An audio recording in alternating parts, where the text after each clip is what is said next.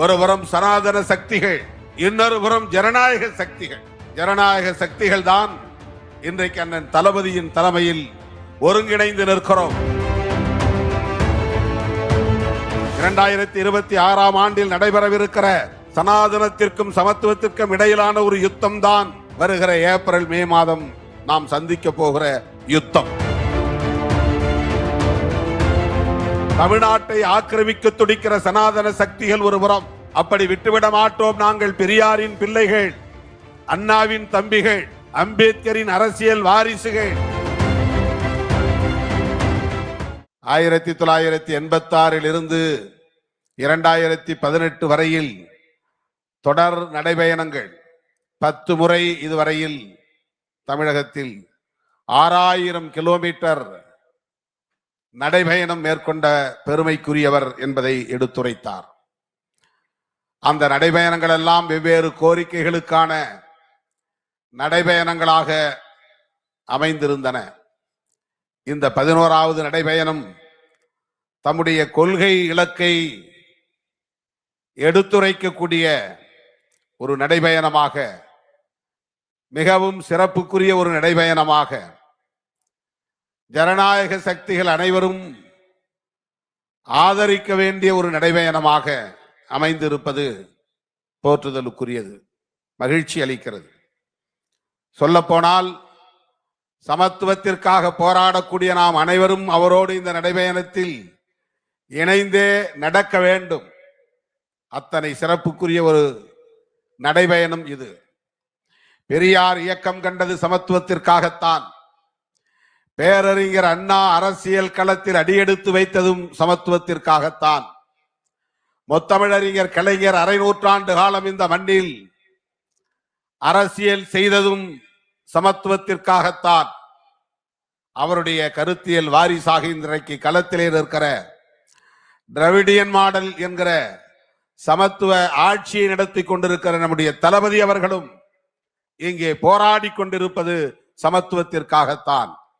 மேடையில் அமர்ந்திருக்கிற அத்தனை தலைவர்களின் நோக்கமும், கூடியிருக்கிற நம்முடைய அனைவரின் நோக்கமும், இறுதி இலக்கும் சமத்துவத்திற்காகத்தான். நம்மை எல்லாம் மனிதர்களாய் தலைநிமர வைத்த புரட்சியாளர் அம்பேத்கர் அவர்களும், பகுத்தறிவு பகலவன் தந்தை பெரியார் அவர்களும் இந்த மண்ணில் தம் இறுதி மூச்சு வரையில் உரத்து பேசியதும், ஓடி ஆடி பணியாற்றியதும், தம் வாழ்வை முழுமையாக ஒப்படைத்துக் கொண்டதும் சமத்துவத்திற்காகத்தான். நம்முடைய கூட்டணி சமத்துவத்திற்கான கூட்டணி. ஆனால் நம்முடைய சமத்துவத்திற்கு எதிராக களத்திலே நிற்பவர்கள் சனாதன சக்திகள், பாகுபாடுகள் நிலைத்திருக்க வேண்டும் என்று விரும்பக்கூடியவர்கள், பிறப்பின் அடிப்படையில் உயர்வு தாழ்வு நீடிக்க வேண்டும் என்று போராடி கொண்டிருப்பவர்கள். ஒருபுறம் சனாதன சக்திகள், இன்னொரு புறம் ஜனநாயக சக்திகள். ஜனநாயக சக்திகள் தான் இன்றைக்கு அண்ணன் தளபதியின் தலைமையில் ஒருங்கிணைந்து நிற்கிறோம். இந்தியாவுக்கே வழிகாட்டக்கூடிய ஒரு கூட்டணி அரசியலை தளபதி அவர்கள் இன்றைக்கு முன்னெடுத்து நடத்தி கொண்டிருக்கிறார். மதச்சார்பின்மை, சகோதரத்துவம், சமத்துவம் என்பதுதான் இன்றைக்கு இந்தியா முழுவதும் நாம் பேசுகிற அரசியல். அந்த அரசியலுக்கு இன்றைக்கு தலைமை வகிக்கக்கூடிய ஆற்றல் பெற்ற ஒரு தலைவராக நம்முடைய தளபதி இருப்பதால் இந்த நடைபயணத்தை தொடங்கி வைப்பதிலே முழு பொறுப்பும், தகுதியும், ஆற்றலும், வலிமையும் அண்ணன் தளபதிக்கு உண்டு.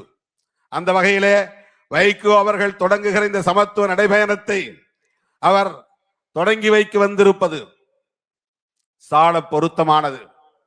2026 ஆண்டில் நடைபெறவிருக்கிற சனாதனத்திற்கும் சமத்துவத்திற்கும் இடையிலான ஒரு யுத்தம் தான் வருகிற ஏப்ரல் மே மாதம் நாம் சந்திக்க போகிற யுத்தம். இது வழக்கமான தேர்தல் இல்லை, சராசரியான தேர்தல் இல்லை. தமிழ்நாட்டை ஆக்கிரமிக்க துடிக்கிற சனாதன சக்திகள் ஒருபுறம். அப்படி விட்டுவிட மாட்டோம். நாங்கள் பெரியாரின் பிள்ளைகள், அண்ணாவின் தம்பிகள், அம்பேத்கரின் அரசியல் வாரிசுகள். தமிழ் மண்ணை எப்படி சனாதன சக்திகள் ஆக்கிரமிப்பதற்கு ஒருபோதும் விடமாட்டோம் என்கிற உறுதிப்பாட்டோடு தான் அண்ணன் தளபதி அவர்களின் தலைமையில் நாம் அணிதிரண்டு நிற்கிறோம். வெளிப்படையாக சனாதன சக்திகள் ஒருபுறம் நிற்கிறார்கள் என்றால் அவர்களுக்கு துணையாக பல்வேறு முகமூடிகளை அணிந்து கொண்டு திராவிடத்தை பேசக்கூடியவர்களாக இன்றைக்கு முகமூடிகளை அணிந்து கொண்டு நமக்கு எதிரான திரிபுவாத அரசியலை பேசிக் கொண்டிருக்கிறார்கள். இவர்கள் அத்தனை பேரையும் ஒரே நேரத்தில் ஒரே களத்தில் எதிர்கொள்ள வேண்டிய பொறுப்பு நம் முன்னால் இருக்கிறது.